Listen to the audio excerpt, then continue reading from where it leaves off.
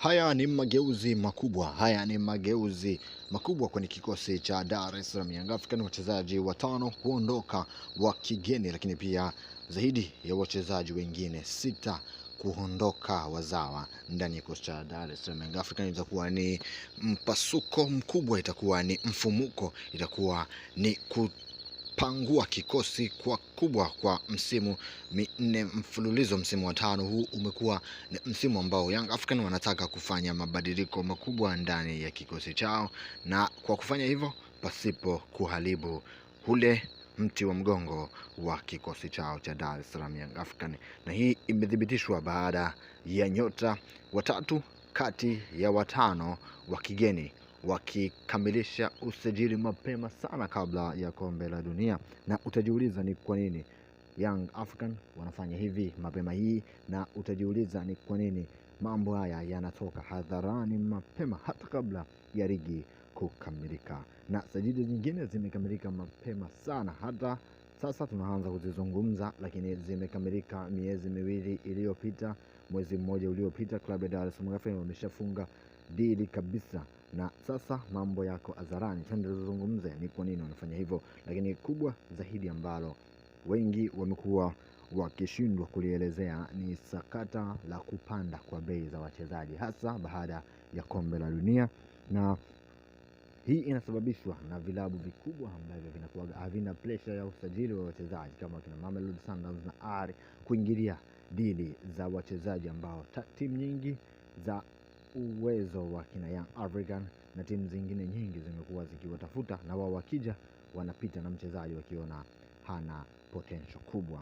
Sasa tusubiri na tuone kipi kinakwenda kutokea. Usisahau kusubscribe na kuniambia kwenye comment ushabikia Yanga kutokea maeneo gani, lakini twende tukazungumzie nani anaingia ndani ya kikosi cha Young Africans, nani na nani anaondoka. Tuanze moja kwa moja na mchezaji Ibrahim Diarra mwenye jezi nyeupe. Hapo ni mchezaji ambaye amekuwa na kiwango kikubwa, hasa katika ile Senegal under 17 ya mwaka 4 hivi nyuma, na alipata nafasi ya kwenda kule La Masia kufanya majaribio na kupata mkataba wa miaka 2, licha ya mambo yake kwenda ndivyo sivyo, na yeye kutumikia kule nchini Russia na kurejea tena nchini kwake kwa ajili ya soka la nyumbani na kufanya vizuri sasa akiwa na ligi hiyo.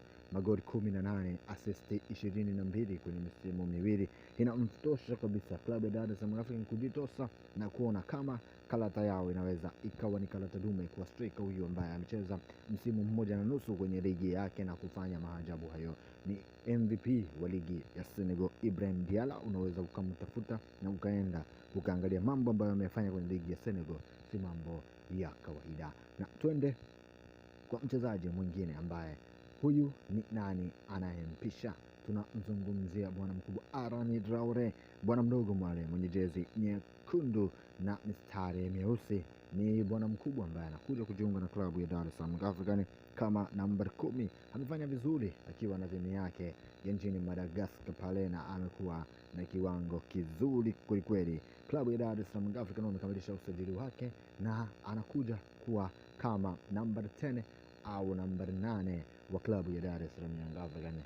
Mambo makubwa yanakuja, tuwaombe tu wachezaji hawa waje wakiwa na afya nzuri na mambo yaende kama vile Young Africans wanavyotaka. Lakini swala lingine ni kuhusiana na Arane Okello ambaye kwa sasa ndiye mchezaji mwenye profile kubwa.